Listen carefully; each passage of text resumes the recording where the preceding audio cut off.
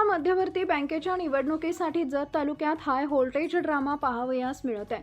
विकास सोसायटीच्या ठरावासाठी मोठी चुरस निर्माण झाली आहे। जत विविध कार्यकारी सेवा सोसायटीच्या सभेत माजी सभापती सुरेशराव शिंदे सरकार यांच्या नावाचा ठराव मंजूर करण्यावरून मोठा राजकीय पेच निर्माण झाला आहे।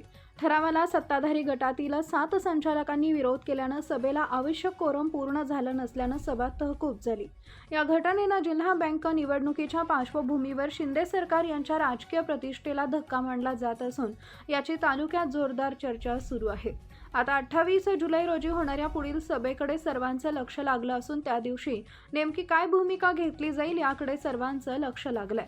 तर दुसऱ्या बाजूला तालुक्यातील बेवणूर विकास सोसायटीच्या ठरावात सुद्धा रंगत आल्याचं चित्र आहे। इथं बुधवारी ठराव घेण्याच्या दिवशी 7 संचालक गैरहजर राहिले। आता पुन्हा 30 जुलै या दिवशी पुन्हा सभा घेणार आहे।